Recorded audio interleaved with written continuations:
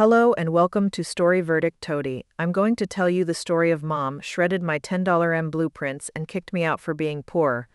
The room went silent when the billionaire owner arrived by chopper to evict them at dawn.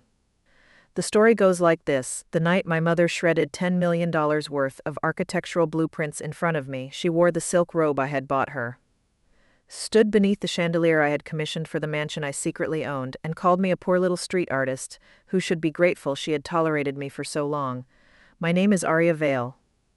Although the international construction world knew me only as A. Rowan, the anonymous architect behind Vanguard Global's most important buildings, transport hubs, luxury towers, hospitals, and climate-resilient cities. For 11 years, I had allowed magazines to speculate that A. Rowan was an elderly European man, an elite design collective, or an artificial intelligence system created by billionaire chairman Gabriel Vanguard. I never corrected them. Public anonymity gave me room to work, protected my patents from hostile competitors, and prevented reporters from turning every family dinner into an investigation of how a woman from an ordinary neighborhood had become the controlling founder of a global construction empire before turning 32. My mother, Helena Vale, believed I sketched portraits for tourists, designed restaurant menus, and occasionally helped small contractors with interior layouts. She thought I earned just enough to survive in the attic room of Hawthorne Crest, the $30 million estate she proudly introduced as her home. She did not know the estate belonged to Rowan Heritage Holdings, one of my private trusts. She did not know the trust paid the property taxes, landscaping, security, utilities, staff salaries, and every installment on the luxury vehicles parked beneath the West Wing. She did not know the tuition for my younger sister Serena's fashion program in Paris came from the licensing revenue of a transit station I had designed in Singapore. She did not know the art collection she showed investors during charity dinners had been purchased through my foundation. Most painfully, she did not know because she had never asked. She preferred a story in which Serena was the family's brilliant future, and I was the strange older daughter who drew alone beneath the roof, dressed simply and lacked the ambition to make anything important of herself. I had allowed that story to survive because I believed humility would protect us.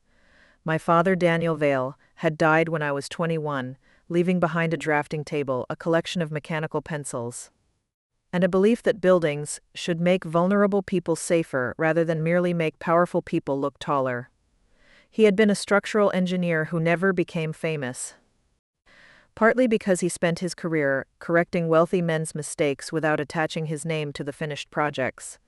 He taught me to read load paths before I could drive, to study how people moved through rooms, and to understand that every door silently announced who was welcome. The week before he died, he placed an old brass compass in my palm and said, "You will build things people think are impossible. Just do not build a life where everyone lives inside your work except you." I promised him I would not. Then I did exactly that. Hawthorne Crest began as my attempt to give Mother stability after his death.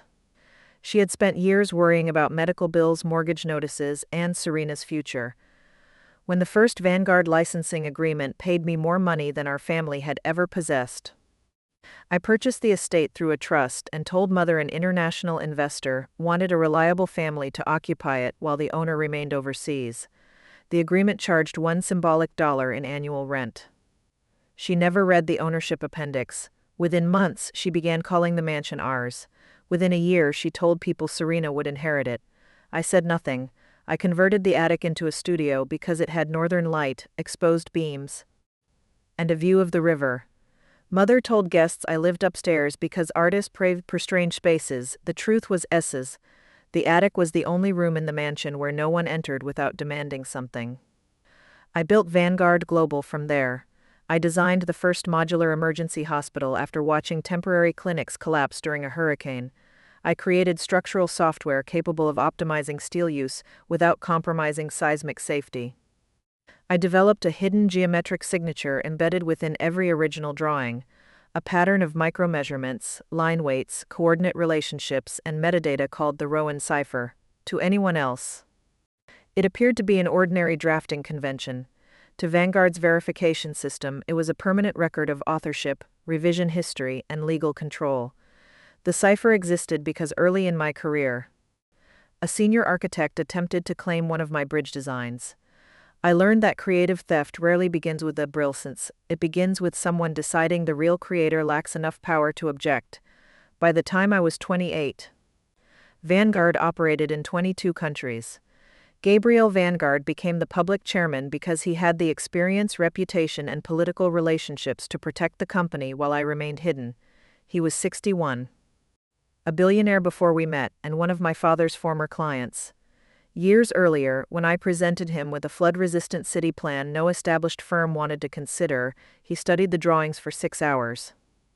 Looked at me across a conference table and said, "Either you are a genius or you have constructed the most expensive practical joke in architectural history." I answered, "Both possibilities require funding." He laughed and invested. We agreed that I would retain 62% of voting rights through the Rowan Trust, while he became public chairman and chief negotiator. The world called him Vanguard's owner because people preferred a visible older man to an invisible young woman. Gabriel corrected that misconception privately but accepted it publicly when security required it. One day, he told me, "Someone will underestimate you in a room they think belongs to them." I replied that someone already did every morning at breakfast. He knew about Helena and Serena, though he never understood why I continued hiding the truth. "You purchased a palace for people who would complain about the attic," he once said. "They are my family. That is a biological description, not a governance strategy." I accused him of being cynical. He accused me of financing my own erasure. We were both right in different proportions. Serena returned from Paris in early spring with 12 suitcases, a French accent that appeared whenever wealthy men entered the room, and a business plan for a luxury design company called Serena Vale Atelier. She was 27, beautiful, socially intelligent, and genuinely talented at presenting ideas. The problem was that the ideas were rarely hers. At school, she had built collections by directing teams of quieter students, then speaking as though collaboration meant ownership. Mother called it leadership, I called it a warning. Serena arrived at Hawthorne Crest announcing she had secured interest from Aureon Development, one of Vanguard's fiercest competitors. Aureon wanted to expand into architectural fashion, branded residences, luxury hotels, and interior technology. Serena told Mother they would pay millions for an exclusive concept capable of becoming a global signature.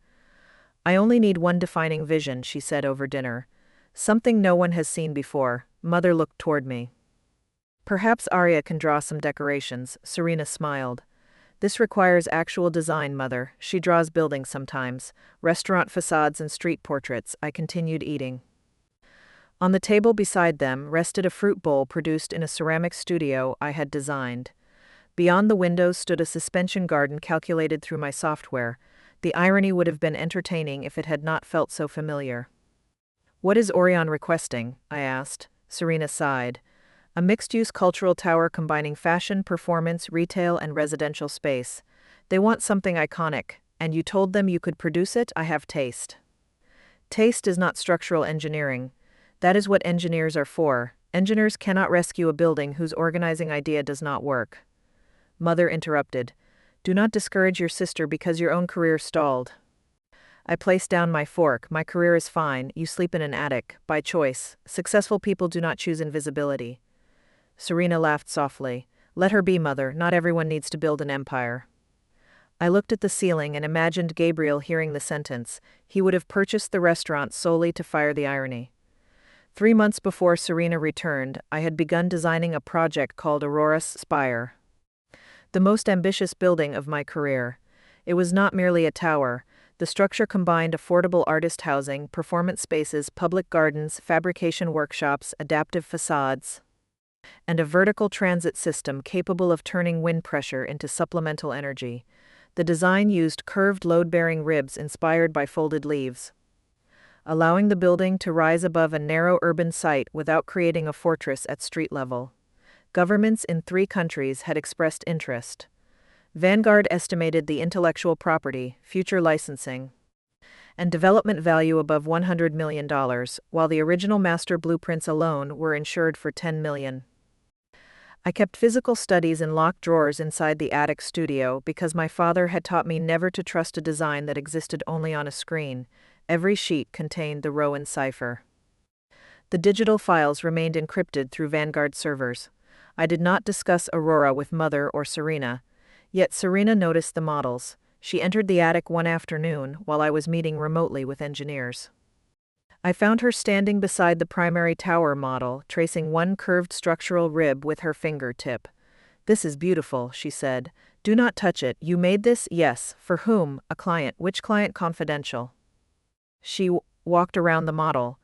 "It resembles fashion architecture. It resembles a building that will remain standing. You always become defensive. You entered a locked studio. The house belongs to Mother. The attic does not. Everything under this roof belongs to the family." I should have corrected her then. Instead, I changed the lock.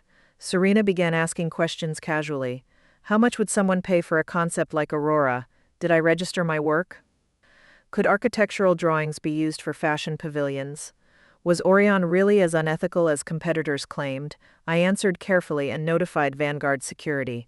Gabriel recommended moving every physical document to the central archive. I refused because the project was not finished, and I still worked best beside my father's drafting table. "Then move out of the mansion," he said. "It is my mansion, legally. Emotionally, you behave like a tenant." I promised to increase security. I installed biometric locks, encrypted cameras, and a silent alert tied to the Rowan Cipher. I underestimated the one vulnerability every system struggles to manage. Someone trusted enough to be inside the perimeter. Mother entered my studio while I was attending a late meeting at Vanguard headquarters. Serena had told her the drawings could secure Aureon's contract and save the family from embarrassment. Save the family from what? I never understood. Helena lived in a mansion without paying rent, had staff, vehicles, travel, and social access funded by my work. Yet dependency often feels like poverty to people who refuse to know who supports them. Mother used an emergency key kept inside my father's old tool chest. The biometric system recorded her entry but did not trigger an external alarm because she appeared on the household safety list. She removed the Aurora master portfolio, several structural studies, and the physical model. She gave them to Serena, who scanned the drawings and sent selected pages to Aureon's executive vice president, Marcus Delane. In exchange, Aureon offered Serena a $5 million brand contract contingent on design verification and ownership transfer. The problem was that Serena did not own anything. She tried to remove my signature but not know the Rowan Cipher extended through dimension patterns, revision marks, and microscopic coordinate inconsistencies. Vanguard's verification system detected the scan the moment Aureon uploaded it into its project platform. An alert reached my phone at 11:43 that night. Unawarders Cipher Access, Aurora Series. I returned to Hawthorne Crest before midnight. The attic door stood open. The drafting drawers were empty. My father's brass compass lay on the floor. I found Mother and Serena in the library beside a portable shredder. Serena held the Aureon contract. Mother fed the remaining Aurora sketches into the machine one sheet at a time. White fragments fell into a black plastic bin. "Stop." My voice cut through the room. Mother looked up without guilt. "You should not frighten people by entering like that." I crossed the room and pulled the next sheet from her hands. Half the elevation had already disappeared into metal teeth. "What have you done?" "Your sister needs the project." "It is not a project, it is protected intellectual property." Serena lifted the contract. "Aureon believes the concept has enormous potential." "Aureon believes you created it?" I refined the presentation. "You stole my drawings." "Do not become dramatic. You said they were for a client. They are worth more than this house." Mother laughed. "Your sketches?" "The Aurora portfolio is insured for $10 million. The total licensing value is projected above $100 million. Her laughter stopped for a second, then returned in a sharper form. "Listen to her, Serena. She finally invents a number large enough to make herself important." I took out my phone. The scans triggered a copyright alert. Vanguard's legal division already has the records. Serena's face changed. "You sent my proposal to Vanguard, you uploaded my design to Aureon." The cipher identified it automatically. "What cipher?" "Proof that every drawing belongs to me." Mother stepped between us. "You will remove the complaint." "No. Your sister has waited her entire life for this opportunity. She could create her own work. She needs a beginning. So you gave her mine? You have always been selfish with your talent. You hide in the attic, draw meaningless buildings, and resent Serena because people admire her." I stared at the shredded paper surrounding her shoes. "I paid for Paris." Mother went still. Serena lowered the contract. What? I had not intended to reveal even that much. The anonymous education grant came through the Rowan Foundation. That foundation supports thousands of students, Serena said. Yes, you work for them, in a manner of speaking. Mother waved one hand. Another fantasy. You probably delivered a painting and decided you funded the school. Asked the bursar who signed the grant. Enough. She seized the damaged sheet from me and pushed it into the shredder. I watched the last complete physical elevation of Aurora Spire vanish. The sound was small, almost domestic. That made the destruction worse. You will contact Vanguard. Mother said, tell them the design was a family collaboration and approve Serena's contract. I will do none of those things, then leave. What? If you intend to destroy your sister's future, you are no longer welcome in this house. I looked around the library. My trust paid for every wall, light, table, and book. You cannot remove me from my own property. Your property? Mother pointed toward the attic. You occupy one room because I have allowed it. You pay nothing. You contribute nothing. You wander around in second-hand clothes pretending your little sketches matter while Serena brings real investors into this family. You are poor, jealous, and ungrateful. Serena did not defend me. She watched Mother choose her, as she always had, and allowed the choice to feel like innocence. The estate is not yours, I said. The deed says otherwise. Have you read the deed? My attorney has. That concerned me. Which attorney? Delane introduced us to someone who understands family trusts. We have begun transferring the property into the Vale Heritage Foundation, so Serena can use it for business events. I felt colder than the rain outside. The occupancy agreement prohibited transfer. They had submitted forged documents, likely using signatures copied from household authorizations. The theft was no longer limited to blueprints. Show me the papers. Leave, Mother. You are not my daughter when you behave like this. She opened the library doors and called security. The household security team had recently changed after Mother insisted the old staff treated her like a guest. The new company belonged to an Aureon affiliate. 2 guards entered. Miss Vale is leaving, Mother said. Take her belongings to the front steps. I could have ended everything with one phone call. I could have activated the property trust. Terminated the guards, locked every door, and displayed the title on the library screen. Instead, I stood there absorbing the full truth of a family I had financed into comfort. Gabriel had warned me that hidden generosity became invisible entitlement. I had called him cynical because admitting he was right meant admitting I had spent years purchasing the conditions of my own exclusion. I need my father's compass, I said. Serena looked toward the object on the floor. She picked it up first. This should remain with the family. It was given to me. Father loved both of us. He placed it in my hand. Mother took it from Serena. When you apologize, perhaps you can have it. I looked at them for a long time. Keep it until dawn. Is that a threat? No, it is a deadline. The guards followed me upstairs. I packed one suitcase, my laptop, 2 sketchbooks, and the coat hanging beside the attic door. Mother ordered them to leave everything else. On the front steps, rain hit the stone in silver lines. One guard placed my suitcase near the gate. Behind me, Mother locked the door. Through the glass, Serena opened champagne to celebrate the Aureon contract. I walked down the drive without an umbrella. At the gate, my phone displayed 11 missed calls from Vanguard Security, 6 from Gabriel, and 1 message from legal counsel Naomi Chen. Red code, ready, property fraud preserved, authorized midnight procul. I stood beneath the rain and looked back at Hawthorne Crest. The mansion's upper windows glowed warmly. My attic remained dark. For 11 years, I had believed patience was kindness. In that moment, I understood patience without boundaries can become permission. I typed arrived at 12:1. Protex staff, no physical removal until court officer arrives. Then I called Gabriel. He answered before the first ring finished. Where are you? Outside the gate. Did they touch you? No. Are you injured? Only educated. I am sending a car. Do not come tonight. Aria. The gala is tomorrow? Aureon moved the signing forward. Serena announced a midnight design launch at Hawthorne Crest. Investors are already traveling. Good. That is not a normal response. The theft needs witnesses. Legal already has enough. I need them to present the work as hers. Why? Because they will call this a family misunderstanding unless the fraud is complete. Gabriel became silent, and personally, I want my mother to introduce Serena as the genius behind Aurora while Vanguard's board watches. That is revenge, partly. Then the court orders, account actions, and corporate decisions remain independent. Agreed. You will not shut off emergency systems, only entertainment power, private access, and non-essential networks. No one gets locked inside. Of course, staff are paid and allowed to leave. Yes, you are frighteningly calm. I am standing in the rain outside a house I bought for people who called me homeless. The helicopter arrives at dawn. Why a helicopter? The roads will be blocked by investors, media, and receivers. Also, you once told me subtlety is wasted on people who require spectacle. I said that about museum lighting. I have adapted it. A Vanguard car collected me 10 minutes later. I stayed at a private apartment above the company's river offices. Naomi arrived with property records, forensic reports, Aureon communications, and the forged trust documents mother's attorney had submitted.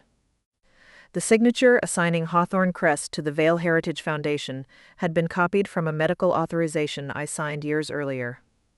Serena's Aureon contract represented the Aurora Spire concept as her original work and transferred worldwide rights for $5 million. Marcus Delane knew the claim was questionable. Internal emails showed he recognized references to A. Rowan and decided a family dispute could be settled after Aureon secured the design. Aureon is prepared to announce the concept as Serena's at midnight, Naomi said. Its board approved a $200 million development fund based on the drawings. Who controls Aureon's senior debt? Vanguard Reserve purchased it during last year's restructuring. And voting options? Your Rowan Trust holds convertible rights equal to 51% if Aureon violates intellectual property covenants. I looked at her. So the competitor stealing my design is effectively our subsidiary once the breach activates, correct?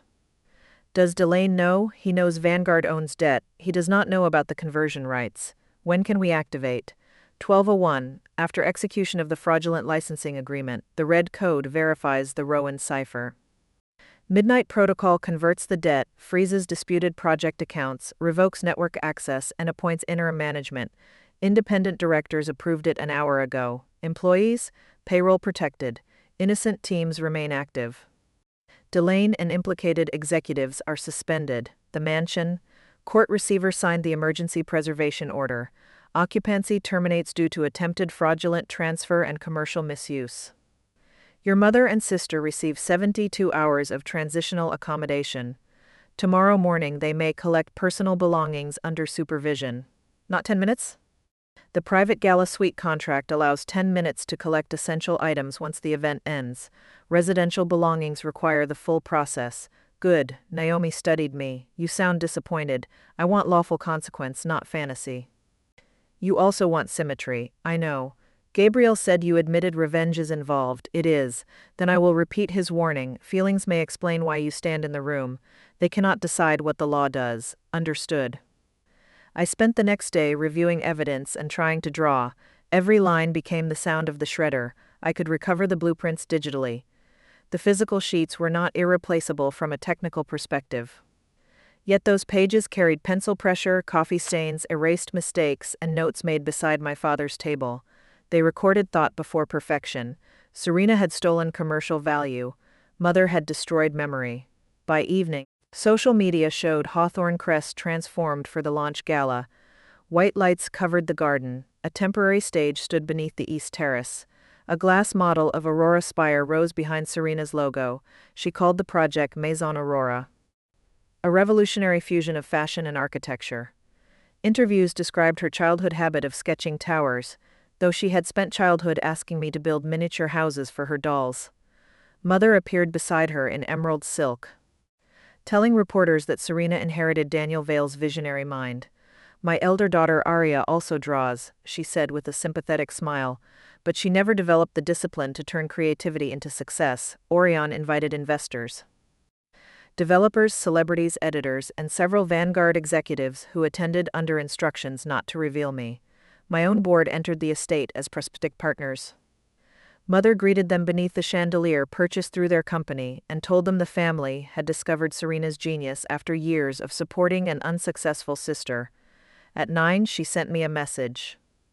Your father's compass will be returned if you attend, serve quietly, and apologize publicly to Serena. Come through the staff entrance. Wear black. I showed Naomi. You are not going as staff. Yes, I am. Absolutely not. The evidence requires direct interaction. The cameras already preserve everything. I want the compass.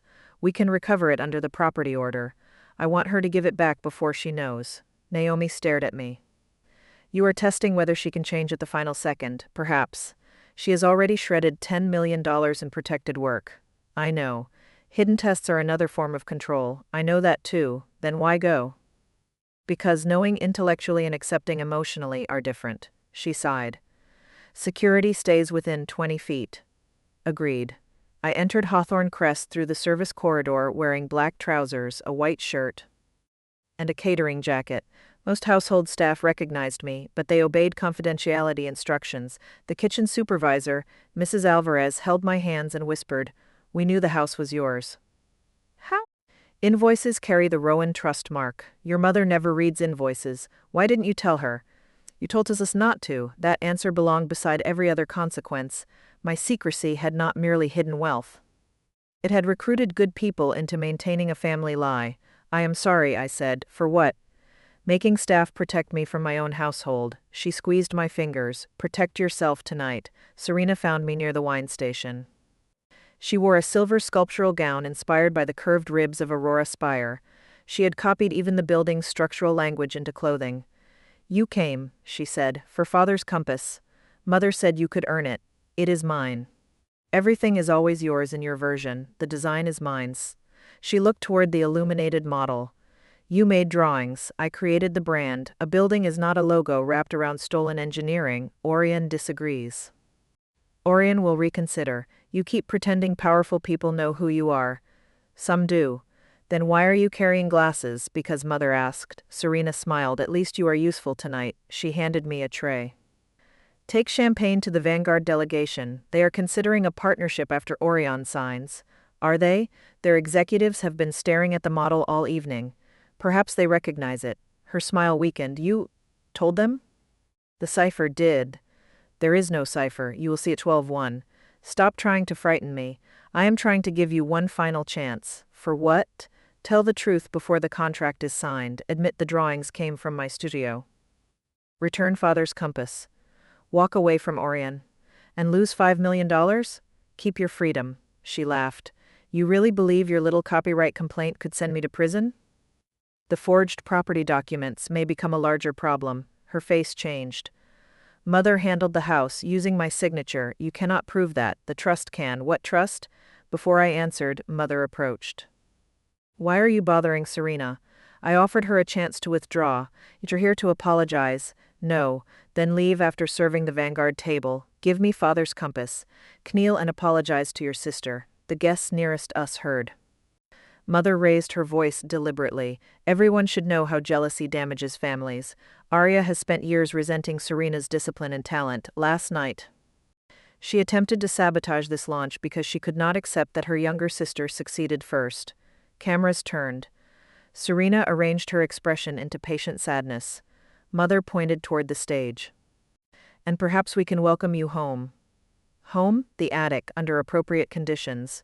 I purchased this estate. Laughter moved through part of the crowd. Mother smiled as though I had proven her description of instability. There she goes again. The title belongs to Rowan Heritage Holdings, a foreign investment trust. My trust. You deliver sketches. I control it. Serena whispered, Stop humiliating yourself. Mother extended one hand. My father's compass rested in her palm. Kneel. I looked at the brass surface, scratched where my father had dropped it on construction sites. I wanted it enough that for one dangerous second I considered complying. Then I realized Mother knew that. She had transformed memory into leverage. I placed the champagne tray on a table and removed the serving jacket. No. Then you are not part of this family. That decision became mutual last night. Mother closed her fist around the compass. Security. 2 guards moved forward. Vanguard security intercepted them without visible aggression. One of my board directors stood. Mother looked around, confused by the sudden alignment. What is this? The ballroom clock read 11:58. Marcus Delane stepped onto the stage and called everyone to attention.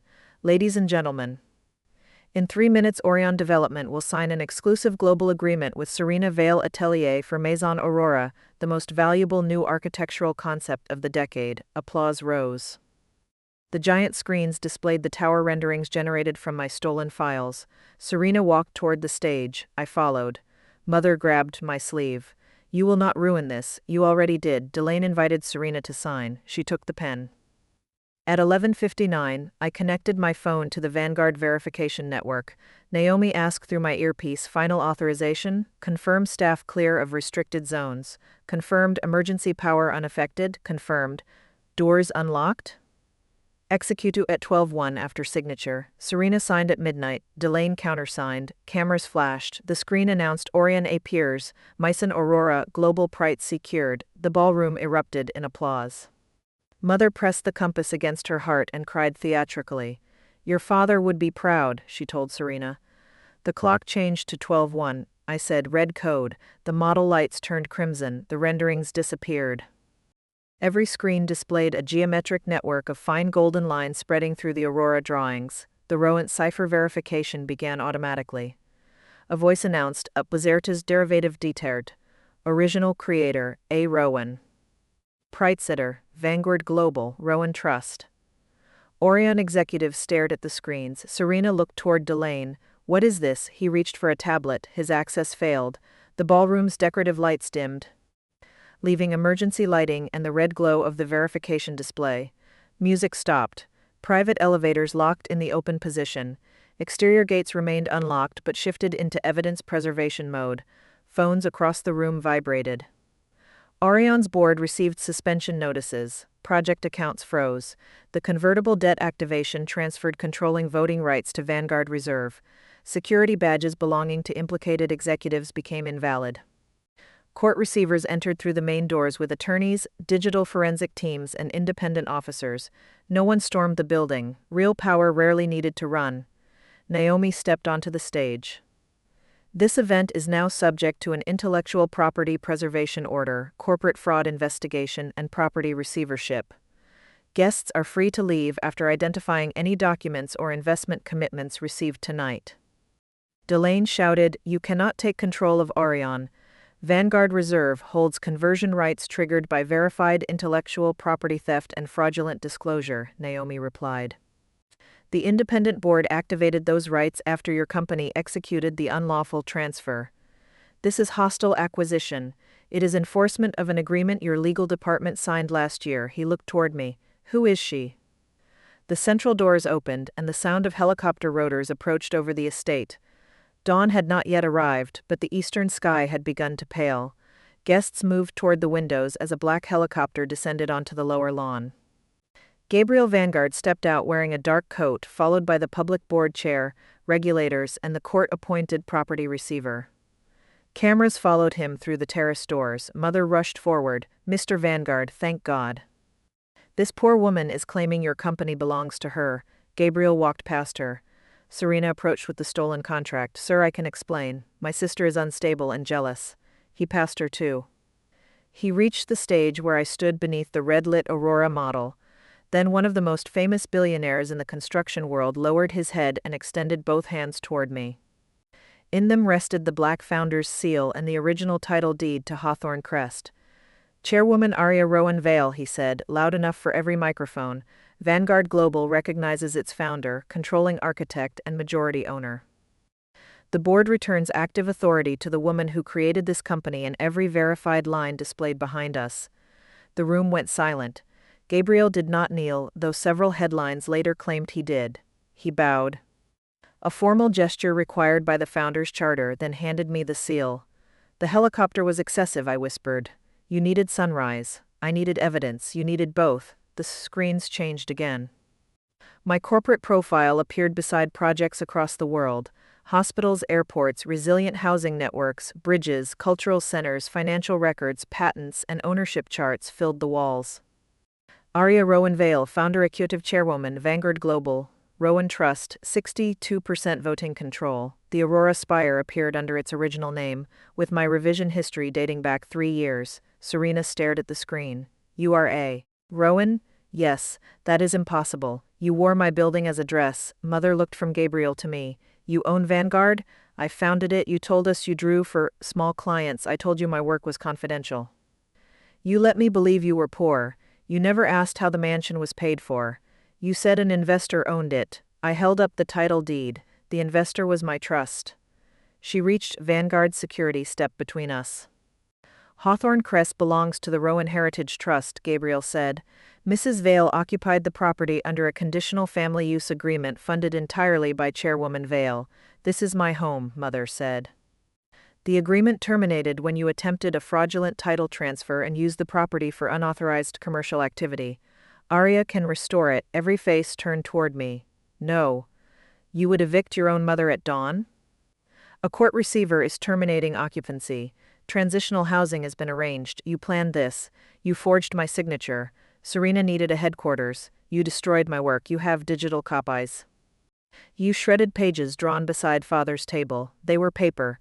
Then the mansion is stone. She flinched. That is different. Only because you value what shelters you more than what carried my mind. Serena moved toward me. I did not know you were A. Rowan. Would theft have been acceptable if I remained an unknown artist? Mother said the drawings belonged to the household. Did you believe that? Families share. Did you share the $5 million contract? She looked away. Aureon offered it to me. For my work, I would have credited you later. You removed my signatures. You hide your identity from everyone. Privacy is not permission. Delane interrupted. Aureon acted in good faith based on Ms. Vale's representations. Naomi displayed his emails on the screen. One read, the older sister may claim ownership. Execute first. Family's dispute can be settled after launch. Another read, if the drawings truly connect to A. Rowan, possession before verification gives us leverage. Investors reacted loudly. Delane's attorneys moved away from him. Those were internal legal assessments, he said. They were evidence that you anticipated theft, Naomi replied. Officers served him with notices involving fraud, commercial misappropriation, and conspiracy. He was not arrested immediately. He surrendered devices and remained available for questioning. Mother pointed toward Naomi. This woman is turning a family misunderstanding into crime. You submitted a forged deed transfer, Naomi said. The signature was copied from Chairwoman Vale's medical authorization. You also represented yourself as beneficial owner while soliciting investments. My attorney prepared everything. The attorney attempted to leave. A receiver stopped him at the door. Serena turned toward Mother. You said the house was ours. It should have been. You knew Aria owned it? I knew some trust controlled the title. She never behaved like an owner. What does an owner behave like? I asked. Mother looked at my former serving jacket on the floor. Not like that. The answer revealed the entire system inside her. Ownership, talent, and humanity became visible only when performed in ways she respected. You called me poor while living on my royalties, I said. You called me selfish while I paid for Serena's education. You called my work meaningless while hosting investors inside a building purchased through it. You did not misunderstand me. You decided anything I provided became yours the moment you used it. Tears entered her eyes. I am your mother. That fact made me patient. It did not make the theft legal. Your father would hate this. Father told me not to build a life where everyone lived inside my work except me. Her expression changed. He said that before he died. He told me Serena needed protection. She did. Protection is not entitlement. Serena's voice broke. Did you really pay for Paris? Every semester. Why didn't you tell me? I wanted you to feel free, not indebted. Instead, you let me think Mother sacrificed everything. Mother knew the grant came through my foundation. Serena looked at Helena. You knew? Mother shook her head. Aria handled some forms. You told me you sold your jewelry. I did sell jewelry. To pay for one summer apartment, I said. The tuition, studio fees, travel grants, and materials came through Rowan. Serena began crying. Why would you hide all of this? Because I feared money would turn love into performance. And then you tested us. Yes, the admission felt necessary. My secrecy protected the company, but I also used it to observe how you treated me without status. That was not entirely fair. Mother seized the point. Then you caused this. No, my secrecy may explain confusion. It did not force you to enter a locked studio, steal protected drawings, forge title documents, destroy original work, or expel me into the rain. Gabriel glanced at me with quiet approval. Honest leadership required admitting a flaw without allowing others to convert it into ownership of the harm. The property receiver stepped forward. Mrs. Helena Vale and Miss Serena Vale, the residential occupancy agreement is terminated. You have 10 minutes to collect medicine, identification, communication devices, and immediate personal essentials from the private suite. Remaining lawful belongings will be inventoried and placed into secure storage. Temporary accommodation is available for 72 hours, followed by standard housing assistance. No one will be left without shelter. Mother stared at me. 10 minutes? The gala suite closes under evidence preservation, the receiver explained. Residential collection will continue later under supervision. Aria, Mother whispered, you said keep the compass until dawn. She opened her hand. The brass object lay against her palm. I took it carefully. For the first time since entering, my hands shook. Thank you. Is that all you wanted? No. What else? For you to give it back before learning who I was, she closed her eyes. You set me up to fail. I gave you years. Security escorted Mother and Serena upstairs, not violently, not into the rain without protection, and not before providing legal counsel and transitional options. The public later preferred a harsher image.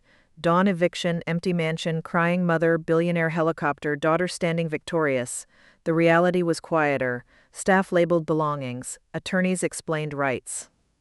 A physician checked Mother's blood pressure. Serena changed into comfortable clothes. Drivers waited to take them to serviced apartments. Their accounts connected to fraud were frozen, but lawful personal savings remained accessible. Ethical violation clauses terminated the luxury allowances established through the family trust. They lost vehicles, private staff, travel accounts, and commercial access funded by my work. They did not lose food, shelter, or legal representation. When Serena returned to the ballroom carrying one suitcase, she stopped before me. Will Aureon prosecute me? That decision belongs to investigators and the restructured board. Will Vanguard? We will protect the intellectual property and seek restitution. Will you ask them to send me to prison? No. I will submit evidence and remain recused where family conflict exists. Do you hate me? Sometimes. Do you still love me? Sometimes. She laughed through tears. That sounds cruel. It is honest. Can I apologize? You can. It will not reopen the house. She nodded. I knew the drawings were yours. I told myself you did not need them because you were not doing anything important. Then Aureon called the design extraordinary, and I decided their admiration proved I deserved it more than you. Thank you for telling the truth. Do you forgive me? Not tonight. Mother refused to speak when she passed. Outside, dawn finally reached the river. The helicopter sat on the lawn. Media crews gathered beyond the gates. She looked toward them, then back at me. You made me look like a monster. The recordings, documents, and choices belong to you. You could have handled it privately. You launched stolen work publicly and solicited investment inside my property. You wanted everyone to watch. Yes, she seemed surprised that I admitted it. Then you are no better than I am. Wanting witnesses is not equivalent to forging ownership. But my desire for humiliation is why independent boards and courts controlled the consequences. Always hiding behind rules. Rules are what stop power from becoming another family dining room. She turned away. The vehicles carried them through the gates as sunlight touched the upper windows. 11 missed calls appeared on my phone before their car reached the road. Mother called repeatedly from the back seat. I did not answer. I walked upstairs to the attic. The studio had been searched, emptied, and damaged. Pencil fragments covered the floor. The model table stood bare. On my father's drafting desk, someone had left a half-shredded sheet showing the lower entrance of Aurora Spire. The public plaza remained visible. The tower disappeared into torn paper. I placed the compass beside the drawing and sat.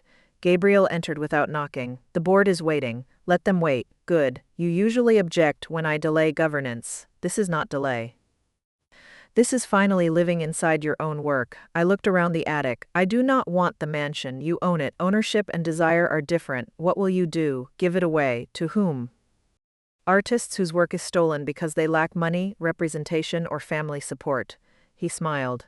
Your mother will call that revenge. It is partly reclamation. Better answer. Hawthorne Crest closed for 6 months. Rowan Heritage transferred the property into the Daniel Vail Foundation for Independent Creators. The bedrooms became residential studios. The ballroom became a public gallery and legal clinic. The library where Mother shredded Aurora became an intellectual property resource center. The garage became a fabrication workshop. The attic remained mine for 1 year. Then I converted it into a fellowship studio where emerging architects could work without surrendering ownership. Above the door, I placed my father's sentence: "Do not build a life where everyone lives inside your work except you." The legal proceedings lasted 2 years. Marcus Delane was convicted of commercial fraud, conspiracy, and obstruction after evidence showed he knowingly attempted to secure Aurora before ownership verification. He received a prison sentence shorter than sensational articles demanded, but long enough to end his executive career. Several Aureon officers cooperated and retained employment under new management. Vanguard converted its debt rights into controlling ownership, separated legitimate projects from fraudulent divisions, and protected thousands of employees who had nothing to do with the theft. Serena accepted a plea agreement involving attempted intellectual property fraud, false representation, and participation in the forged property filing. Her cooperation, lack of prior offenses, and testimony against Delane reduced the punishment to probation, restitution, mandatory financial disclosure, and community service. She lost the fashion contract and public launch, but she did not lose the ability to build another career. A court required her to stop using the Aurora concept and disclose that the launch design belonged to A. Rowan. She spent the first year blaming Mother, Aureon, and me. Then her letters changed. "I thought talent was whatever received applause," she wrote. "You worked alone for years, so I assumed your work lacked value. When powerful people praised the tower, I wanted the praise more than I wanted to know who earned it. Mother taught me that needing something made it mine. I chose to believe her because it benefited me. She did not ask for employment, that mattered. She enrolled in a small design program under her own name and began creating simple clothing without architectural theft. Reviews were modest. Sales were smaller. For the first time, her life contained work no one else could complete for her. We met in a therapist's office 3 years after the gala. "Do you still think I am talentless?" she asked. "No. Did you then?" "I thought you were talented at presentation and afraid of discovering whether the underlying work was enough. It wasn't, then build it." "I hate starting small. Everyone starts small. Some people simply begin behind expensive curtains." She smiled faintly. "Will you ever let me inside Vanguard? Not while I remain chairwoman and not before your restitution ends. Later you may apply through independent channels. You would make your sister stand in line." "Especially my sister. Mother says that is cruelty. Mother confuses access with love. Do you love me?" "Yes," from a safer distance. We began speaking twice a year. Trust returned in pieces so small they could not be used as collateral. Mother faced charges for forgery, attempted trust fraud, commercial misrepresentation, and destruction of insured intellectual property. Her attorney argued she believed household work belonged collectively to the family. The occupancy documents, insurance notices, security recordings, and messages to Delane contradicted that defense. One message read, "Aria has no money and no public name. Even if the drawings are hers, she cannot fight Aureon." Another said, "Once Serena signed, we can pressure Aria to claim collaboration." She pleaded guilty to forgery and attempted trust fraud in exchange for dismissal of several lesser charges. Because she was older, had no prior conviction, and cooperated late, she received 3 years in a minimum security facility followed by supervision and restitution. Commentators called it excessive punishment for a mother trying to help one daughter. Others wanted a decade. I submitted no sentencing regrets at beyond the documented losses. Courts punish crimes, not favoritism. The emotional damage belonged elsewhere. Mother wrote every week. Early letters accused me of choosing strangers over blood. She said the foundation transformed our family home into a monument to her humiliation. She demanded that I restore an allowance because prison release would leave her without the lifestyle she understood. I did not respond. In her second year, she wrote 1 page without demands. "I knew the mansion was connected to you," she said. "I did not know how much. I told myself your secrecy was manipulation, which allowed me to treat everything you provided as compensation for disrespect." Serena needed admiration, and I needed to be the mother of someone publicly successful. You were successful in a way that did not require me. I punished you for that. I read the letter several times. Recognition did not repair shredded pages, but it named the architecture of the harm. After release, she moved into ordinary housing funded by her pension and supervised restitution plan. She asked to meet. I waited a year. We sat in the same library at Hawthorne Crest. now filled with young artists consulting volunteer lawyers. She looked around at the drafting tables, legal guides, and resident work displayed on the walls. "You gave away my house," she said. "It was never legally yours, it felt like mine." "So did my blueprints." She looked toward the glass case containing the repaired lower section of the original Aurora drawing. "Do you still have the digital design?" "Yes." "Then why does the paper matter?" "Because loss is not erased by backup. I understand that now, do you?" "Prison gave me copies of letters. I destroyed the originals from your father because I thought memory belonged to whoever controlled the house. When I wanted them later, copies felt like evidence, not touch. I had not known she destroyed father's letters." Anger returned sharply. "Why? Some praised you. I was jealous of a dead man's belief in his daughter." She began crying. "That is the ugliest truth I have." "Why tell me?" "Because apologies that protect reputation are another kind of theft. We met for 20 minutes. I did not embrace her. Contact remained limited and supervised. She never returned to luxury. I ensured she was not denied ordinary medical care, but I did not finance travel, servants, or social status. She called the boundary cold until she learned coldness and clarity were not the same." Aurora Spire eventually moved forward under Vanguard. I revised the design after the theft because I could no longer look at the original entrance without seeing Serena standing beneath its copied model. The new version incorporated a public workshop at street level where artists could register work, receive legal advice, and display unfinished ideas without surrendering control. Critics called the building a masterpiece. I disliked the word because masterpieces appear singular, while buildings contain thousands of minds and hands. At the opening, Gabriel introduced me publicly as A. Rowan for the first time. I stepped onto the stage without disguise. Not because the world had earned my identity, but because hiding had become another room built around fear. I credited the engineers, fabricators, planners, apprentices, artists, and community organizers. Reporters asked whether my mother's theft inspired the tower. "No," I said, "the tower existed before the betrayal. The betrayal changed how the lower floors protect creators. Did revenge make you stronger? Evidence made me safer. Boundaries made my work voluntary again. Revenge mainly made one gala louder. The quote disappointed headline writers. They preferred the helicopter, frozen accounts, red screens, and dawn eviction. The public story simplified everything. A poor artist's mother shredded $10 million blueprints, expelled her into the rain, then turned pale when a billionaire arrived by helicopter and revealed the daughter owned the mansion, the competitor, and the global empire. The facts were dramatic enough, yet the simplification hid the lesson. My mother was wrong before discovering I controlled Vanguard. Serena's theft was wrong before investors learned the Rowan Cipher. Had I remained a street artist with no company, legal department, or billionaire chairman, destroying my work and taking my room would still have been wrong. Wealth made consequence visible. It did not create my right to ownership. That understanding changed Vanguard. I transferred more voting rights into an employee, creator, and public benefit trust. No relative could inherit control automatically. No family member could receive a company position without independent review. Copyright verification became available free to young creators through the Daniel Vail Foundation. Vanguard funded legal defense for designers whose work was taken by corporations or relatives. The Rowan Cipher system became an industry standard, though I refused exclusive ownership of the verification protocol. A tool created because someone tried to steal from me became protection for people who would never arrive with helicopters or global boards. Gabriel retired 10 years after the gala. At his final meeting, he returned the founder's seal. "You have spent half your life hiding behind me," he said. "You enjoyed it, of course. People gave me better tables. Do you regret being the public owner? No, it allowed you to build before the world turned you into a symbol. And now?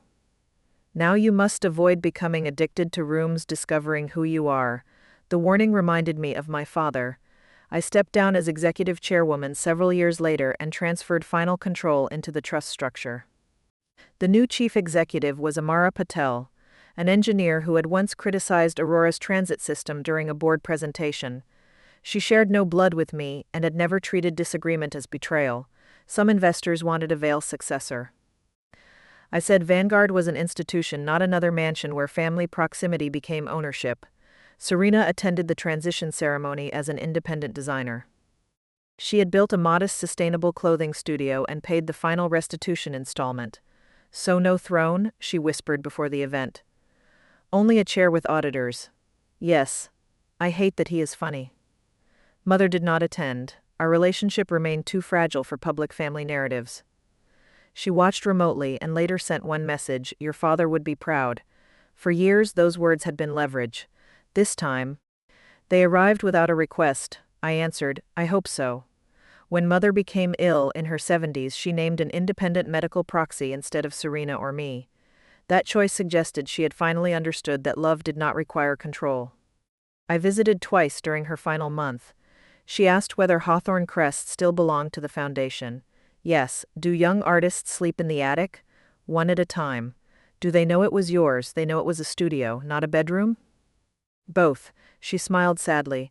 I kept you beneath the roof while living inside your fortune. Yes, I am sorry. I know. Do you forgive me? I looked at the woman who had given me life, destroyed part of my work, and spent years learning too late that care without recognition becomes exploitation. I no longer need you to suffer, I said.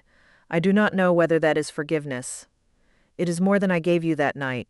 She died with Serena beside her. I arranged a private funeral. We did not turn her into a saint or reduce her to the shredder. She had been frightened by poverty, addicted to social security, devoted to Serena's visible needs, and capable of using one daughter to build the other. Complexity did not remove responsibility. It allowed the truth to remain human. After the funeral, I returned to Hawthorne Crest alone. The foundation was closed for the evening. I climbed the attic stairs and found a young architect's model on the old table. She had designed affordable housing around shared gardens. Her name appeared clearly on every page. A legal registration certificate rested beside the model. The room no longer required secrecy to protect talent. I placed Father's brass compass inside a small case near the window with a card explaining that direction was not the same as destination. Then I opened my phone. Years earlier, after the Dawn eviction, Mother had called 11 times from the car.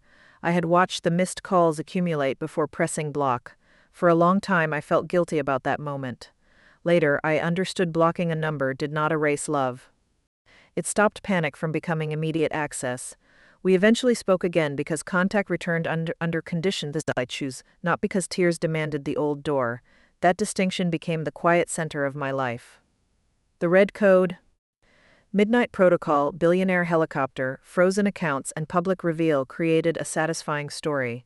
But the real victory occurred in smaller choices: refusing to kneel for a compass, placing medical care outside revenge, protecting Aureon employees during corporate enforcement, allowing Serena to rebuild without giving her Vanguard, meeting Mother without returning the mansion, and transferring power so no child of mine could inherit an empire merely by standing close to me.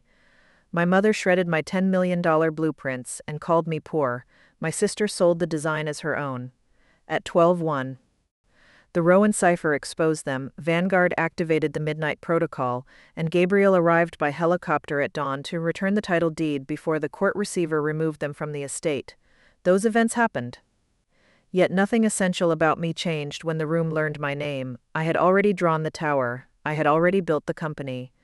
I had already purchased the house, paid the tuition, funded the staff, and carried my father's teaching inside every structure. The reveal did not turn a failure into an architect. It forced people who benefited from my invisibility to confront what had always been true. My worth existed in the attic before the board bowed. My work belonged to me before the cipher verified it, and my freedom began not when the helicopter landed, but when I stood in the rain outside my own gate, authorized the protocol, and finally stopped confusing silent sacrifice with love. Goodbye.